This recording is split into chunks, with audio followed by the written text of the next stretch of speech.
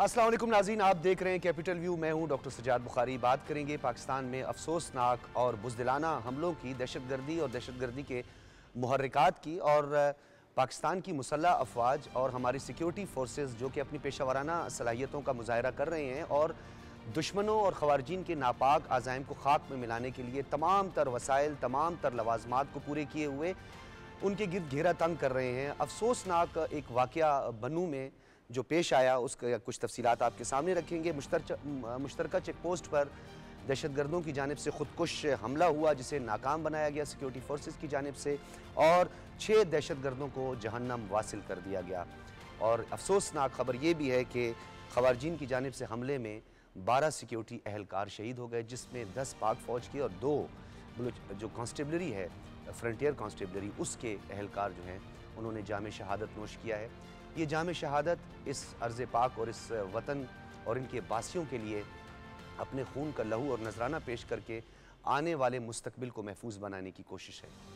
नाज़रीन, यहाँ पे ये बात करना ज़रूरी है कि दहशतगर्दी के ख़िलाफ़ मुतअद्दिद ऑपरेशंस किए गए, जिसमें खैबर 1 किया, खैबर 2 किया, राह निजात किया, रद्दुल फसाद किया, ऑपरेशन ज़र्ब अज़्ब किया, कॉम्बिंग ऑपरेशंस किए और इंटेलिजेंस बेस्ड ऑपरेशंस किए गए, जो कि दुनिया में एक इनफरादी हैसियत रखते हैं और एक मुनफरद मकाम है इंटेलिजेंस बेस्ड ऑपरेशन का, क्योंकि स्कैटर्ड पॉपुलेशन में इंटेलिजेंस बेस्ड ऑपरेशंस ही कामयाब ऑपरेशंस होते हैं। और खैबर पख्तूनख्वा और बलूचिस्तान की स्कैटर्ड पॉपुलेशन में with the help of society, ये बड़ा एक अहम नुक्ता है कि सोसाइटी के जो ट्राइबल चीफ हैं, मोतबरीन हैं, मोअज़्ज़िज़ीन हैं, उन सब को ऑन बोर्ड लेकर ये ऑपरेशंस किए गए हैं।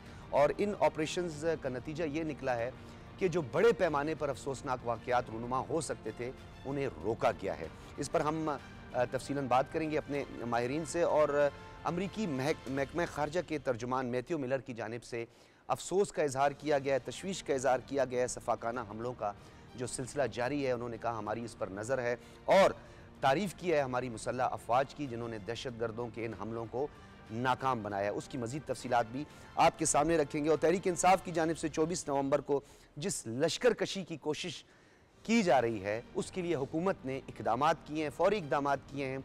कानून नाफिज करने वाले इदारे और बिलखुसूस रेंजर्स की तैनाती इसमें सबसे ज़्यादा अहम है। और मज़ीद क्या इक़दामात किए हैं, इसको अपने शो का हिस्सा बनाएंगे। मेहमानों का तारुफ़ करवाते चले। रशीद साफ़ी साहब हमारे साथ मौजूद हैं, सीनियर साफ़ी हैं, तज्ज़ियाकार हैं, बहुत शुक्रिया। शनीला अम्मार, डॉक्टर फ़ारूक आदिल और आगा इकरार हारून, तमाम अपने अपने शोबों के माहिरीन हैं और हालात पर बड़ी गहरी नज़र रखते हैं।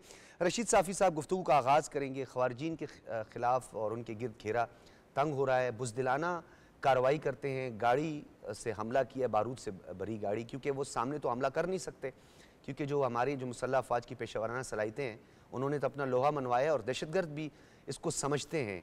हालात किस तरफ जा रहे हैं और हमारा ओवरऑल सोसाइटी का इसमें क्या हिस्सा होना चाहिए? शुक्रिया डॉक्टर साहब, एक हसास मौजू पे आप प्रोग्राम कर रहे हैं और वाकई ये जो आज का वाक़या है इंतहाई अफसोसनाक है। हर जी शऊर पाकिस्तानी जो है आज उनका दिल खून के आंसू रो रहा है। और जिस तरह का आपने भी मज़म्मत की, हम सब मज़म्मत करते हैं, ताज़ियत करते हैं उन शहीदों के ख़ानदानों के साथ जिन्होंने हमारी खातिर, हमारी वतन की खातिर अपने जानों के नजराना देने का सिलसिला जारी रखा है। बनू हो, जानी खेल हो, कुरम एजेंसी हो, मस्तूंग हो, गवादर हो, कराची हो, चाहे जो इलाका आप जो पिछले हम जो 5-6 महीनों में देख रहे हैं, जहाँ जहाँ पे दहशतगर्दी और ख़वारजी कार्रवाइयों में इजाफ़ा हम देख रहे हैं, वहाँ पे सिक्योरिटी फोर्सेस अपने क़ुरबानियों की लाजवाल दास्तानें तो रकम कर रही है। लेकिन मैं स्पेशली खैबर पख्तूनख्वा के बदकिस्मत सूबे का ज़िक्र खुसूसन करूँगा, जहाँ पे ये आज का अंदोहनाक वाक़या हुआ है।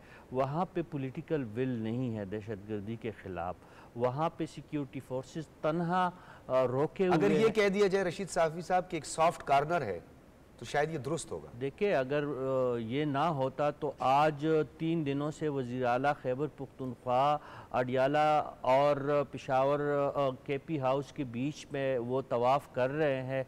आज इतना बड़ा वाक़या हुआ है कि बच्चे का दिल रंजीदा है, गमज़दा है। लेकिन मेरी नज़र से तो उनके इस हवाले से कोई बयान नहीं गुजरा, ना मैंने उस हवाले से उनकी कोई गुफ्तगू सुनी मीडिया के सामने। उनके और बयानात तो आ रहे कि इतने करोड़ 24 नवंबर के जलसे की कामयाबी के लिए उन्होंने मुख्तस कर दिए। इमरान खान साहब के साथ उनकी मुलाकात हो गई, मीटिंग कामयाब हो गई, मीटिंग नाकाम हो गई, एपेक्स कमेटी में भी बात की जा रही है। भले वो ये तमाम अपनी सियासत हर जगह करें, हम उनको उससे नहीं रोकते, लेकिन भाई आपके सूबे में हंगामी सूरत हाल नाफिज है, जनूबी अजला आपके हाथ से निकल चुके हैं, शुमाली अजला में सूरत हाल तशवीशनाक है, जो आपकी मरकज़ी अजला है, जो वस्ती अजला है, पेशावर और नौशहरा और मर्दान, वहाँ पे बताखोरी, अगवाकारी, जराइम और खुद अपने वज़रा शिकायत कर चुके हैं कि हमसे बता वसूल ढेर है सारे, बशमूल ये जो हमारी वज़ीर आला साहब है जुल्फ़ वाली सरकार। अच्छा, अब जिस तरह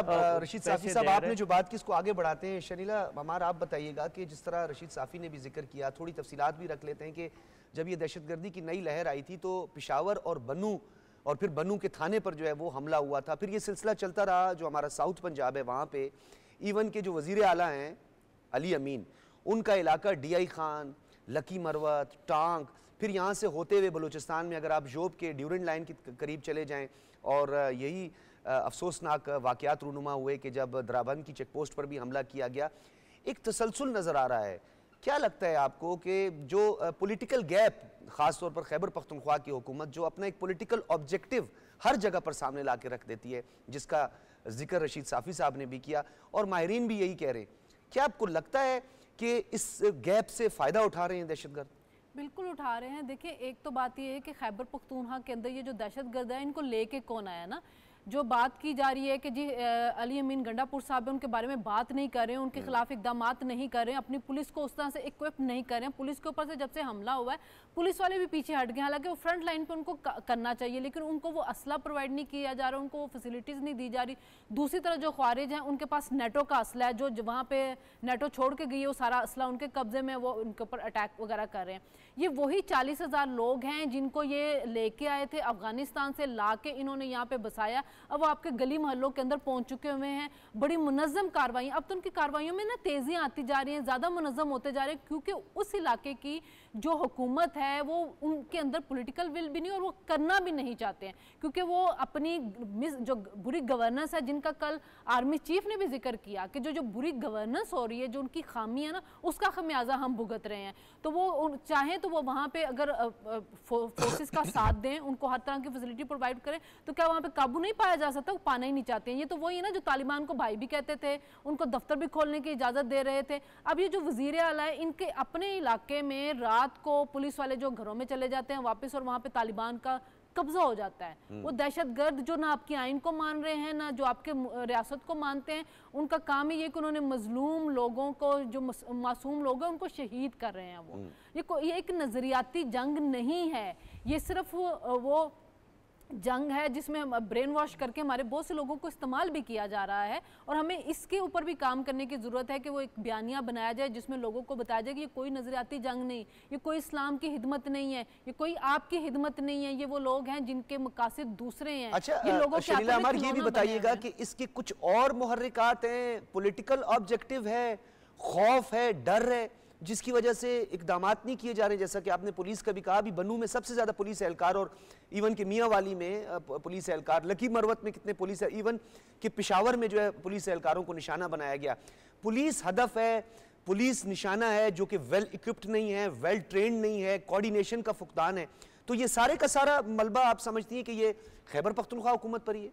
बिल्कुल उन्हीं के, देखे 11 साल हो चुके हैं ना, 11 साल से वो वहाँ तसलसल के साथ हुकूमत करें, उनकी हुकूमत की राह में कोई रुकावटें नहीं आई हैं।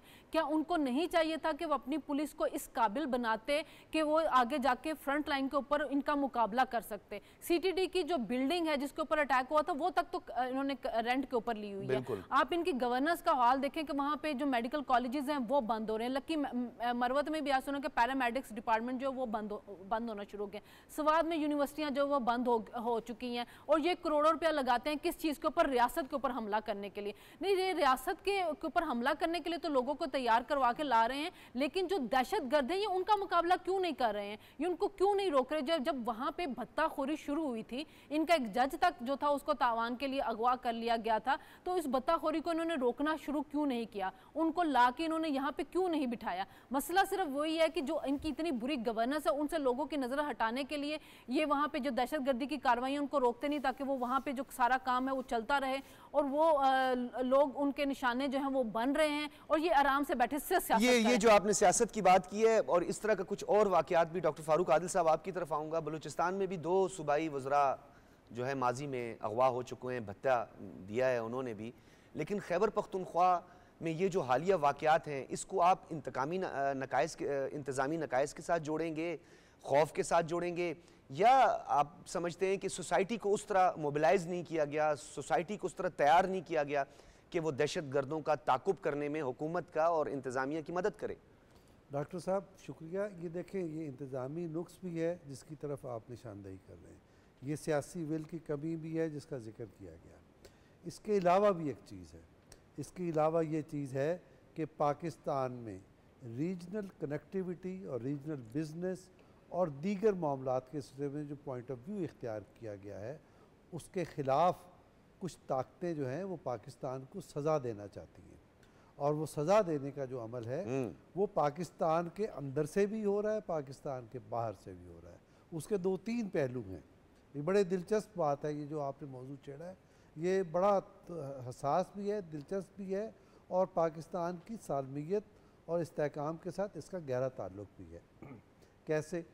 अब ये देखिए, अभी चंद दिन पहले की बात है, एक ऑडियो सामने आई थी, एक कोई हाजी साहब थे, नाम याद होगा साफी साहब को, जी गटा जी। उसमें क्या कहा जा रहा था? उसमें ये कहा जा रहा था जो वहाँ से यहाँ एक पैगाम, यानी अफ़गानिस्तान से यहाँ एक पैगाम दिया गया जिसमें ये कहा गया कि आपको वापस आने की इजाज़त नहीं है, आपको वहीं बैठकर कार्रवाइयाँ करनी हैं।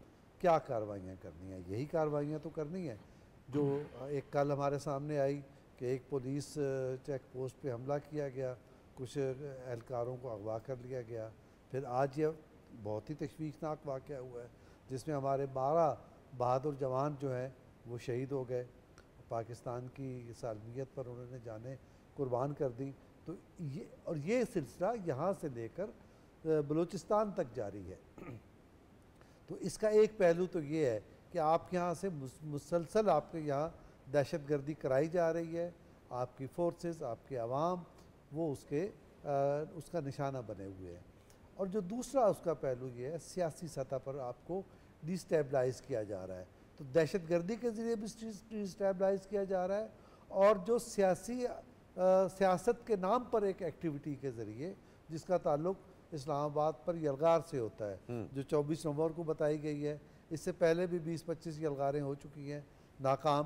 तो आप यलगार कामयाब हो या नाकाम हो उसके असरात ज़रूर। अच्छा डॉक्टर साहब, एक बड़ा अहम सवाल है जो कि मुबसरीन इस पर बड़े सवालात उठाते हैं और एक आम फहम भी है कि खैबर पख्तूनख्वा में जैसे सवाबी में अभी आप रिसेंट 2 जलसे हुए, इससे पहले जो है वो KP गवर्नमेंट जो है मुख्तलिफ जलसे करवा चुकी, क्योंकि हुकूमत भी है जलसे भी करवा रही है। खैर ये तो एक वतीरा रहा है, जब वफाकी हुकूमत में भी थे तो तब भी वो इसी तरीके से कंटेनर वाली सियासत चलती थी। एक हमला नहीं हुआ, खुदा ना करे कि कोई इस तरह का बड़े क्राउड पर कोई इस तरह का अफसोसनाक वाक़या रूनुमा हो, और कोई उनका अभी तक कोई वज़ीर उसमें शहीद नहीं हुआ या खुदा न ख्वास्ता उस पर हमला नहीं हुआ अटेंड। मौलाना साहब, आपके सामने मौलाना साहब पे 5 से ज़ायद हमले हुए, खैबर पख्तूनख्वा में, बलूचिस्तान में उन पर खुदकुश हमले की कोशिश की, साउथ पंजाब में उन पर कोशिश की गई। तो क्या वजह है कि ये दहशतगर्द जो हैं ये वो उनका जो सॉफ्ट कार्नर है वो खौफ है जिसकी वजह से दहशतगर्द हमला नहीं करते, या आपने जिस तरफ इशारा किया है सरहद के उस पार से? देखें, ये भी वीडियोस शायद मौजूद हैं जिसमें ये कहा गया है कि हमें PTI की सपोर्ट करनी चाहिए। ये अफ़गान दहशतगर्द थे, ये तालिबान के लोग थे जिनकी मीटिंग्स सामने आ चुकी हैं जिसमें कहा गया कि हमें इनको सपोर्ट करनी है। तो ये इसके बाद कुछ शक रह जाता है कि ये एक साजिश है जो पाकिस्तान के इस्तेहकाम के ख़िलाफ़ और पाकिस्तान को सज़ा देने की। देखें, आपको याद होगा कि 2014 में जब धरना दिया गया था और उस मौके पर चीन के सदर का दौरा मनसूख कराया गया था, उस मौके पर क्या चीज़ें पाकिस्तान के अंदर से और बाहर से जो तजिया कार हैं और जो स्ट्रेटजिस्ट हैं, उन्होंने ये कहा था कि इन्होंने पाकिस्तान के हाथ पांव बांध के पाकिस्तान के दुश्मनों के सामने पाकिस्तान को फेंक दिया, बिल्कुल, ताकि यहाँ इकनॉमिक कॉरिडोर न बन सके, यहाँ ताकि इक्तिसादी सरगर्मियों का एहया ना हो सके। तो ये सारा वही सिलसिला चला आ रहा है। अच्छा, और इसका फेस बन गई है पीटीआई। ठीक है। अच्छा, इसका बहुत सारे पहलू हैं, हमारे माहिरीन इस पे बात करें। आगा साहब, एक और पहलू, एक पैटर्न जो हमें नजर आ रहा है, और वो पैटर्न तकरीबन सेम है। BLA हो, BLF हो, मजीद ब्रिगेड हो, BRA हो, या फिर इस तरफ TTP, खुरासान। और वैसे भी 2014 में आपको भी याद होगा कि जब अफसोसनाक वाक़यात हुए थे जिसमें हमारे बलूचिस्तान में वकला पर भी हमले हुए थे, तो एक रिपोर्ट जारी हुई थी कि 30 से ज़्यादा हॉस्टाइल इंटेलिजेंस एजेंसीज जो हैं उन्होंने अपना गढ़ बनाया हुआ है बलूचिस्तान को। और माजी के एक आर्मी चीफ थे, उन्होंने बाकायदा तौर पर, मिर्ज़ा साहब ने ये कहा था कि मुख्तलिफ कैंप बनाए गए हैं। फिर इंकशाफात हुए कि 3.5 लाख लोगों को हिंदुस्तान में ले जाके ट्रेंड किया गया है। मकसद चाइना की कंटेनमेंट है, मकसद पाकिस्तान की तरक्की की राह में रुकावट है, मकसद खौफ व एराज फैलाना है, या मकसद अपने किसी पॉलिटिकल एजेंडा को तकवीयत देना है? बहुत शुक्रिया डॉक्टर साहब। देखें, आप खुद बलूचिस्तान से तलक रखते हैं और आप बलूचिस्तान के डायनामिक्स को मुझसे ज़्यादा बेहतर जानते हैं। जितने मकासद आपने बयान किए हैं, ये तमाम मकासद हैं। ये बेसिकली मल्टी प्रोंग्ड है, ये मल्टी लेयर्ड है। इसमें एक मकसद को नहीं हम कह सकते, पिन पॉइंट नहीं कर सकते कि सिर्फ पॉलिटिकल मकसद है या CPEC को रोकना है या बाकी चीज़ें। ये बेसिकली एक बुके है, मल्टी लेयर्ड है। और उसमें आप ये देखें कि जो 2014 का ज़माना था, उसमें आपको ये जब भी तारीख लिखी जाएगी तो आपको अप्रिशिएट करना चाहिए उस ज़माने के प्राइम मिनिस्टर मियां मोहम्मद नवाज शरीफ को और उस ज़माने के CM अब्दुल मालिक को, और किसी हद तक उस ज़माने के जो वहाँ पे कोर कमांडर थे नासिर जंजवा, उन्होंने पर्च किया था। उन्होंने इस तरह पर्च नहीं किया था कि सिर्फ उन्होंने ताकत का इस्तेमाल किया था, बल्कि उन्होंने भी मल्टी लेयर्ड और मल्टी प्रोंग्ड स्ट्रेटजी इख्तियार की। बिल्कुल, उन्होंने हेल्दी एक्टिविटीज करवाई थी बलूचिस्तान में, इनकरेज किया था लोगों को वहाँ पे। बिल्कुल सही कह रहे हैं। आपको याद होगा, आप भी वहाँ गए थे उन दिनों में, मैं भी वहाँ पे गया था। उन्होंने हमसे, यानी कि इवन जर्नलिस्टों को पूरे अपना बुलाया गया था, उन्होंने कहा गया था कि बताएं हम क्या कर सकते हैं। ब्रीफिंग्स होती थी बाकायदा। यू रिमेंबर दैट, कि ओपन डायलॉग, और उसका फायदा हुआ था। मुझे ब्रेक का कहा जाए, लेते हैं एक ब्रेक।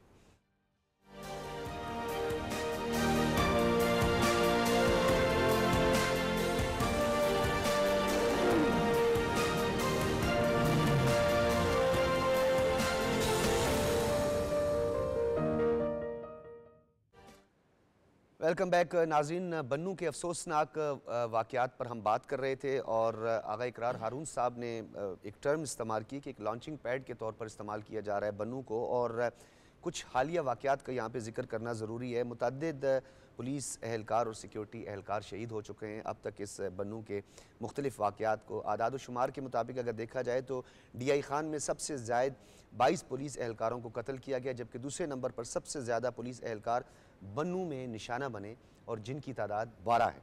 मजमूई तौर पर सूबा भर में पुलिस के 76 और जबकि पाक फ़ौज और फ्रंटियर कांस्टेबलरी के 68 एहलकारों ने जामे शहादत नोश किया है इस साल।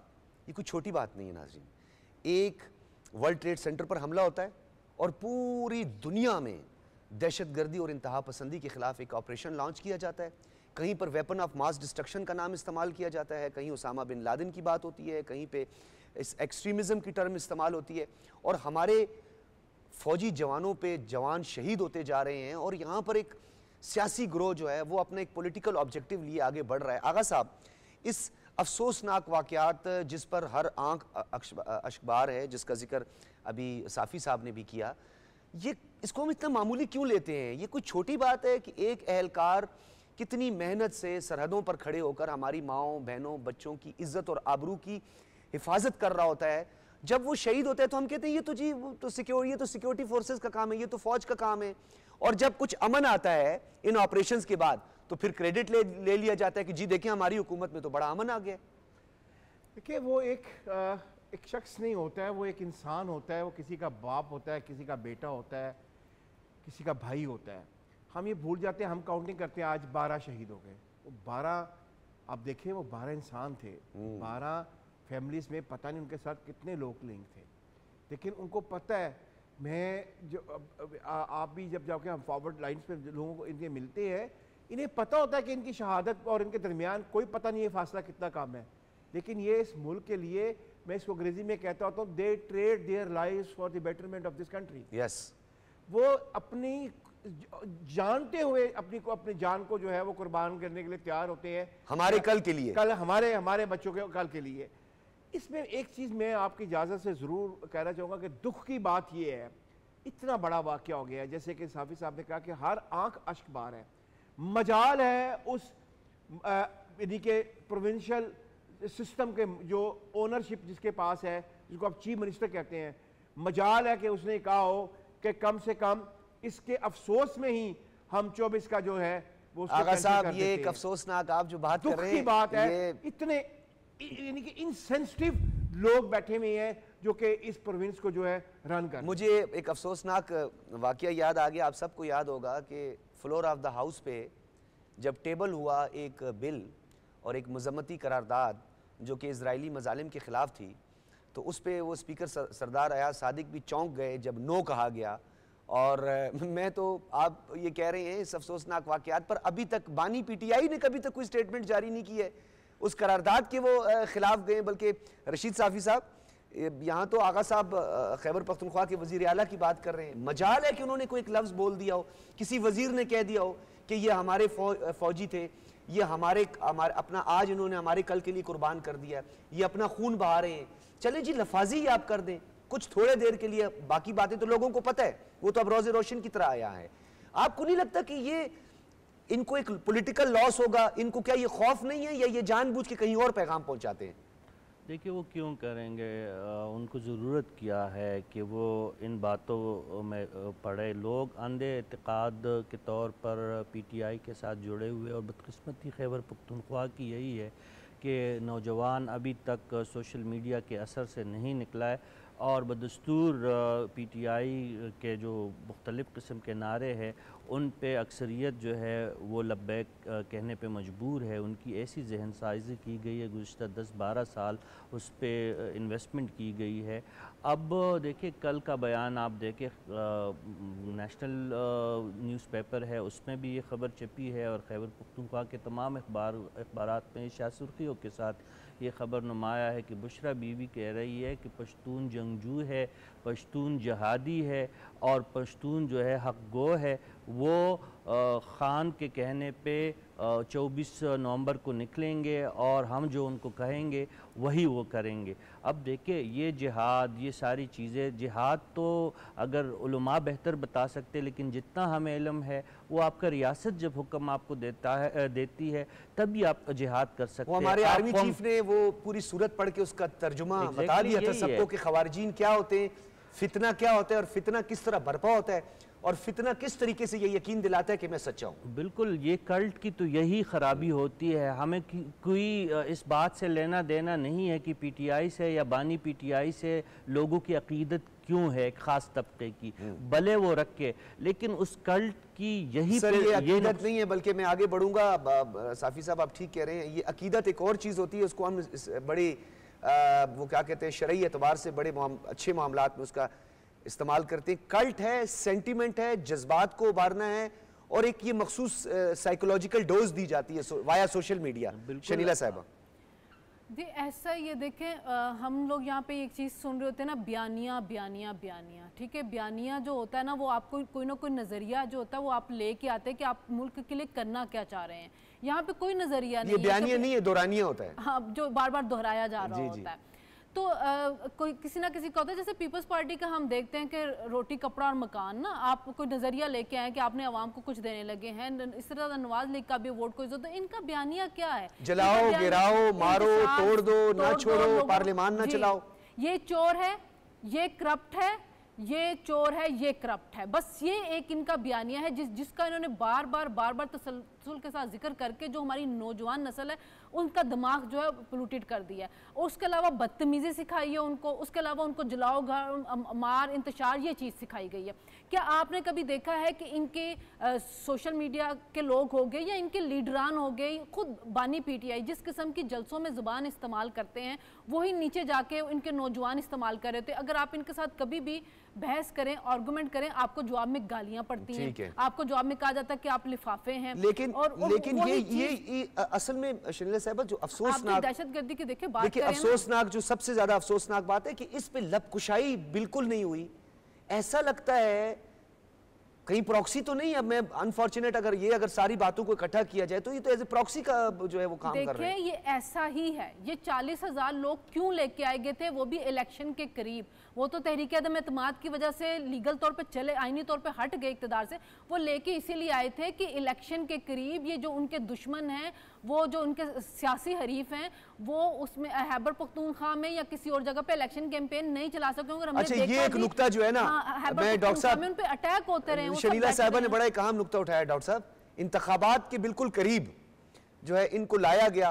खैर वो तो सोशल मीडिया पे लोगों ने वीडियोस भी देखी, अब उससे कोई इनकार भी नहीं कर सकता कैसे फेंसिंग को काटने की कोशिश की गई, किस तरह से वो दाखिल हुए नारे मारते हुए, और उसके बाद कहा जी ये तो हमारे लोग हैं, हमने तो इनसे, ये तो मसला ही सियासी है। और उसके बाद उन्होंने आकर कहा कौन सा सीज फायर, उन्होंने कागज फाड़ दिया सीज फायर का। जी बिल्कुल। देखिए इसको ज़रा सा अगर हम इसको और तरह से देखें, ज़रा सा अलग अंदाज में, तो कौम परस्ती बहुत अच्छी चीज़ होती है, लेकिन एक हदूद से बढ़ी हुई कौम परस्ती उस पर शक व शुबा होता है।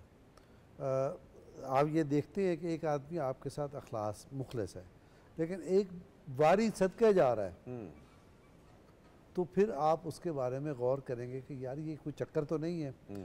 तो हमारे यहाँ जो कौम परस्ती, लूट गए, मारे गए, फलां हो गया, ख़ानदान आ गया, फलां हो गया, और एक उन्होंने सारी पाकिस्तान के पूरे स्ट्रक्चर को तबाह करके रख दिया इस अल्ट्रा नेशनलिज्म के नाम पर।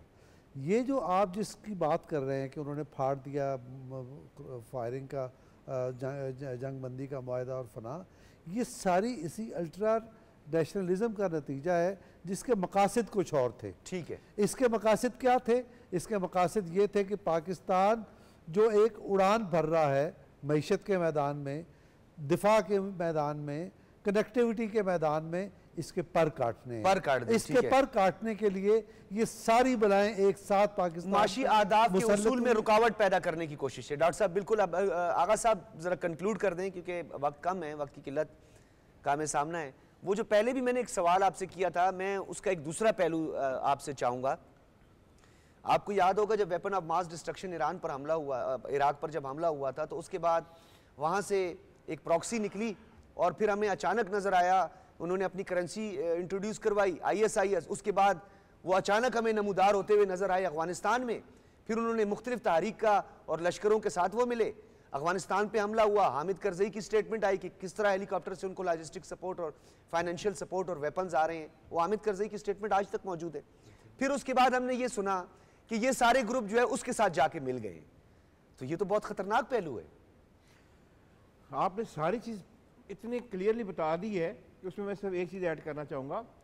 इस सारे मामले में आपको याद होगा कि जब एक यानी कि बॉम्ब ऑफ अपना mother of all bombs launch किया गया था, इलाके का नाम मेरे ज़हन से भूल गया है, उसमें जो लोग मिले थे उसमें 7 लड़के जो थे वो इंडियन ओरिजिन के थे जी, जो ISIS को से ट्रेनिंग ले रहे थे या ट्रेनिंग दे रहे थे।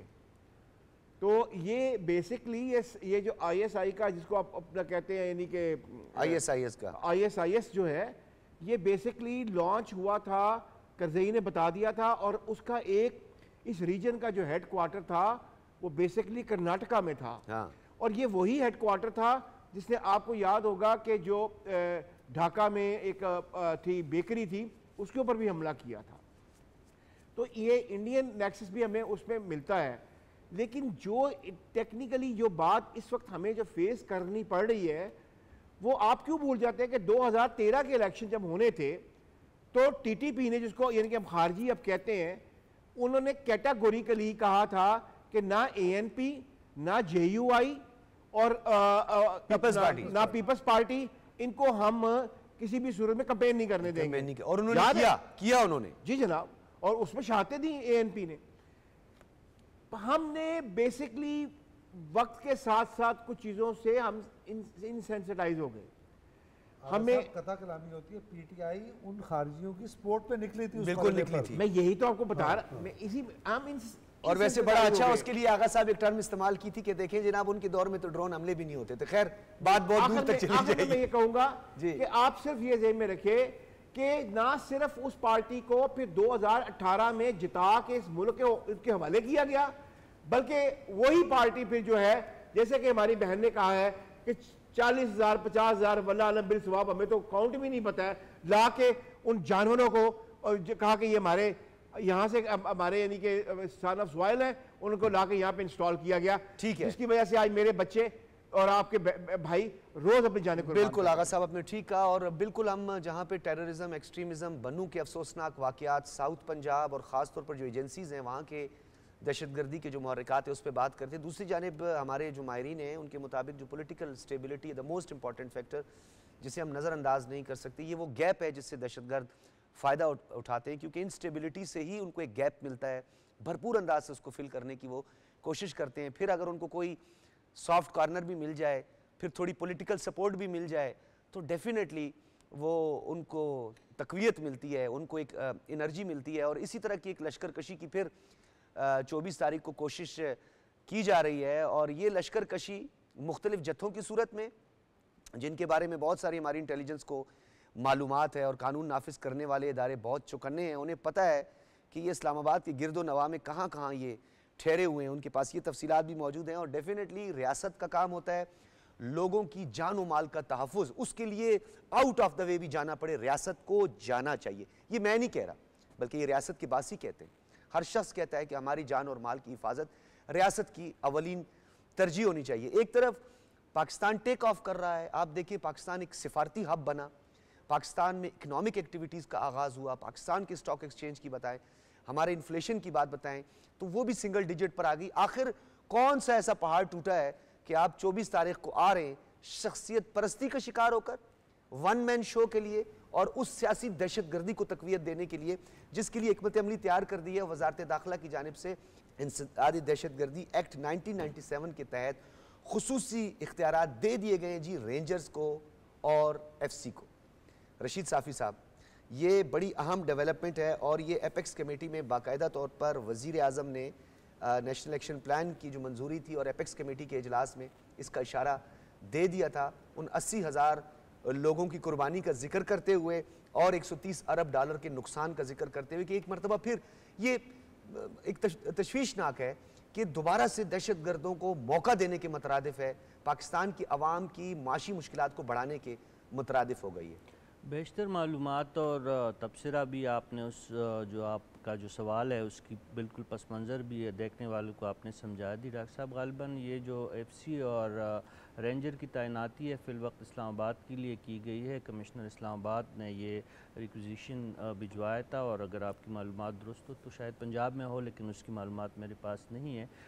इस्लामाबाद की हद तक ये बात दुरुस्त है कि यहाँ पे FC और रेंजर तैनात होगी, क्योंकि आज ट्विटर जो अब X कहलाता है उस पर अदियाला के कैदी ने लिखा है कि उनकी मुज़ाकरात तभी होंगे जब 26वीं आईनी तरमीम वापस हो, उनके बकौल चोरी शुदा मैंडेट वापस हो और उनके तमाम जो असीरान हैं PTI की उनकी रिहाई मुमकिन हो, तो तभी मुज़ाकरात हो पाएंगे। और मुज़ाकरात उनसे होंगे जो ताकतवर हो और जो फैसला कुन किरदार अदा कर सकते हो। तो इससे ये अंदाज़ा हम लगा सकते कि PTI मुज़ाकरात नहीं चाहती। 24 तारीख़ को चढ़ाई का प्रोग्राम वो बना चुके हैं।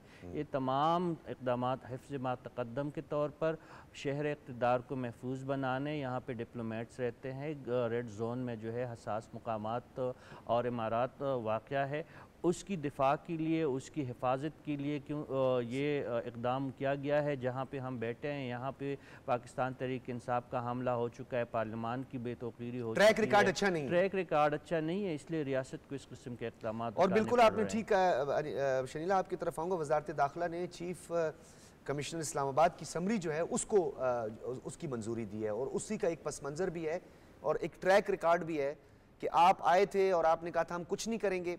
और आगा साहब की भी मैं यादें बल्कि अपने तमाम जो इस टाइम हमारे पैनलिस्ट हैं उनकी यादें ताज़ा करता चलूँ कि एक कमिटमेंट हुई थी, एक एग्रीमेंट हुआ था कि जी हम रेड जोन आएंगे और चले जाएंगे। फिर वो 126 दिन यहाँ बैठे रहे, PTV पे हमला हुआ, ये जो पार्लियामेंट की खारदार तारें हैं, जो फेंसिंग है उसको काटा गया, और फिर कहा ये तो शारे दस्तूर है, ये तो पार्लियामान नहीं है।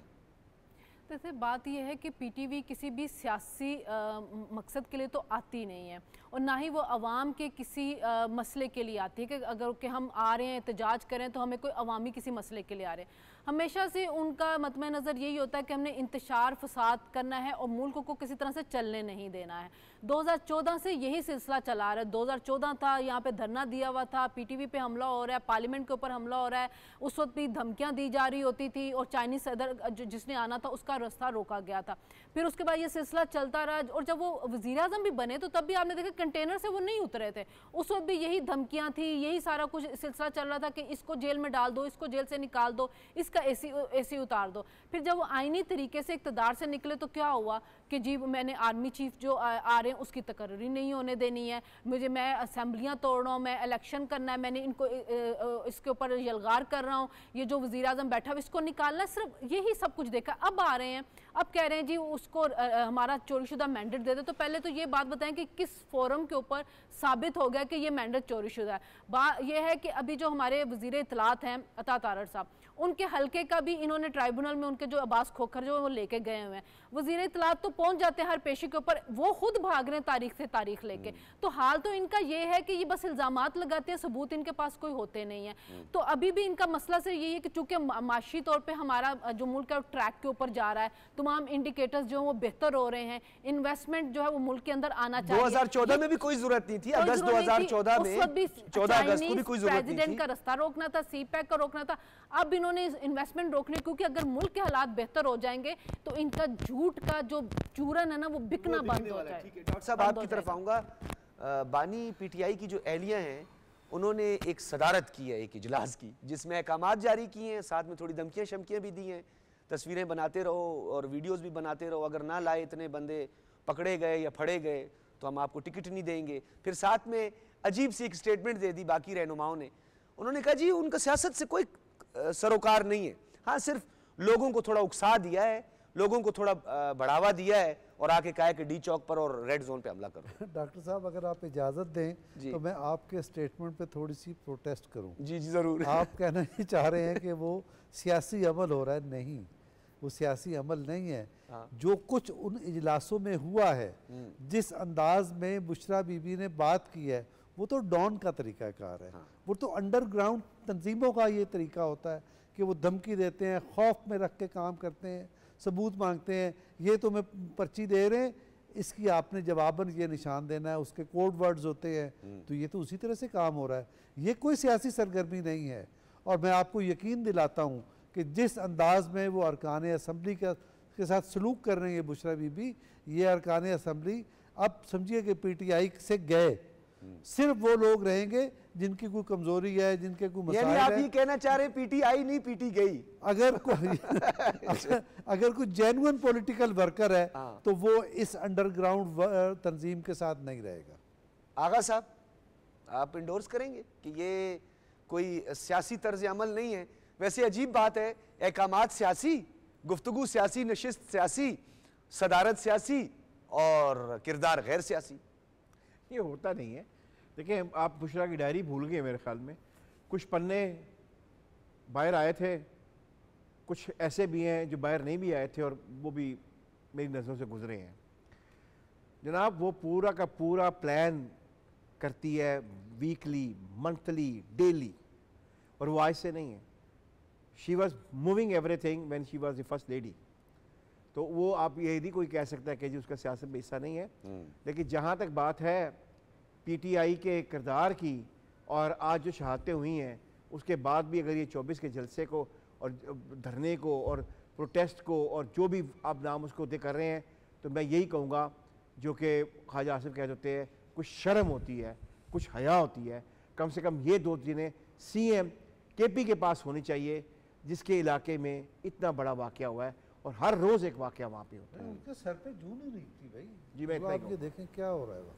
रशीद बाल साफी बहुत ज़्यादा है उसमें जू का रशीद इतना साफी ज़्यादा। साहब, ये रूहानी असर होगा इस 24 तारीख को, क्योंकि रूहानियात की एक यूनिवर्सिटी भी हमने सुना था। खैर वो रूहानियत है, ये रूहानियात है वो भी ज़रा क्लियर कीजिएगा। तो ये जो एक तर्ज अमल हमें नज़र आ रहा है, वो हमें वो एक, मुझे वो ऑडियो याद आ गई, बल्कि वो अब कानों में मेरे गूंज रही है कि फ़लाने साहब इसको दहशतगर्द, ये जो जितनी स्टेटमेंट है इसको गद्दारी के साथ जोड़ दें। अरसलान को गद्दारी से लिंक कर दे। जी, लिंक कर दें बिल्कुल इसको देखिए ये खातून जो है, और किसकी जरूरत हुई, तस्वीरें किसने ली हैं, क्यों बनाई हैं तस्वीरें तोशा खाने वाली? खैर वो उनका घरेलू मुलाजिम था, उस पर तो खातून खाना अगर गुस्सा दिखा रही थी, लेकिन मामलात रियासती थे और रियासत से मुतल्लका थे। आज उसी केस में अदालत ने मेहरबानी फरमाई है, अब फैसला चूँकि आ चुका है तो फैसले पे तो कम अज़ कम बात हो सकती है। तोशा खाना 2 का जो मुकदमा है उसका फ़ैसला पीटीआई के हक़ में आया है, लेकिन इस शर्त के साथ कि अब ट्रायल कोर्ट में पीटीआई के रहनुमाओं को पेश होना पड़ेगा, तो तब ही ये ऊन किसी करवट बैठेगा। अब देखें, अगर किसी का इनसे रूहानी ताल्लुक़ है या कोई इनको रूहानी तौर पर अपना रहनुमा मानता है तो उससे हमें कोई लेना देना नहीं है, लेकिन अगर रियासत के ख़िलाफ़ इस रूहानियत, जो रूहानियत के नाम पे शायद बदनुमा दब्बा होगा, फिर इस्तेमाल किया वन लाइनर जाएगा, में तो चाहूँगा उससे हमें शिकायत है। ठीक है, वन लाइनर चाहूँगा शर्मिला कि आप भी इस पे ज़रा तबसरा कर दें। देखिए, मैं बिल्कुल भी उनको गैर सियासी खातून कभी भी नहीं मानती थी। कल भी मैं यही बात कर रही थी कि अगर वो अरसलान बेटे को दे रही है इंस्ट्रक्शन, तो इसका मतलब ये है कि वो वज़ीर आज़म हाउस भी चलाती रही, जी चलाती रही हैं। और अगर याद हो तो बानी पीटे खुद कहते थे कि मैं कोई वाक़या देखता था तो मुझे बुशरा बीबी याद करती थी कि आप वज़ीर आज़म में जाएँ, जाके इसके ऊपर एक्शन ले। तो जब उनकी बीवी उनको उस वक्त से चला रही थी, तो अब आप कैसे कह सकते कि वो कोई गैर सियासी खातून? जी, मुर्गियों का इस्तेमाल भी होता था, पता नहीं क्या अफसोसनाक। जी डॉक्टर साहब, सवाल के बगैर है, इसे कंक्लूड करने वन लाइनर आपने सर। देखिए, ये 24 तारीख को फिर से जो है ये अपने जो मासूम वर्कर्स हैं उनको थकाने दौड़ाने और उसके बाद गायब होकर पतली गली से निकल मेरे ख्याल में तो वो थक चुके हैं और वो दौड़ चुके हैं। ना उनके साथ वो पहले कभी आए हैं, ना वो अब आएंगे। आपके सामने ये साबित हो चुका है कि अफगान नेशनल आते रहे हैं इनमें, और जो तोड़ फोड़ करते रहे वहाँ लाहौर से लेकर यहाँ तक गिरफ्तारियां भी हुई हैं, गिरफ्तारियाँ भी हुई, ये अफगान नेशनल्स ने की हैं। ये मैंने गुजारिश शुरू में की है, ये सारा एक साजिश का हिस्सा है और इस साजिश से पाकिस्तान को बचाने की ज़रूरत है। अगर पाकिस्तान फिर मईशत की सही पटड़ी पे आगा साहब, ये मेरे ख्याल में आगा साहब आप बड़े लकी हैं, कंक्लूजन आपके पास ही आता है, कर दें कंक्लूड। मैं इतना कहूँगा कि आज के जो वाक़या कल रात हुआ है, उसके बाद अगर किसी भी पॉलिटिकल पार्टी में थोड़ी सी भी इंसानियत होती ना, तो वो पोस्टपोन कर देती। इनमें ना गैरत है ना इंसानियत है। तमाम माहिरीन का बहुत बहुत शुक्रिया, आप लोगों की तजावीज़ का बहुत बहुत शुक्रिया। नाज़रीन, कंक्लूड करते हुए एक बात यहाँ पे मैं ज़रूर कहूँगा कि नौजवानों, आपसे मुखातिब हैं, क्योंकि आप इकबाल के शाहीन हो और आप पाकिस्तान का मुस्तकबिल हो। ये फजूलियात में पढ़कर, गाड़ियों के शीशे तोड़कर, खंभों पे चढ़ के झंडे लगाने से बेहतर है कि पढ़ो। कायद-ए-आज़म मोहम्मद अली जिन्ना का ये फरमान है, जिनको आपके बानी साहब जो है वो कहते हैं कि वही मेरे लीडर हैं। उन्होंने ये कहा था कि आपको कुछ लोग उकसाएंगे, इंतशार की तरफ लेके जाएंगे, लेकिन आपने सिर्फ पढ़ना है और सिर्फ पढ़ना है। इजाज़त दीजिए, अल्लाह हाफ़िज़।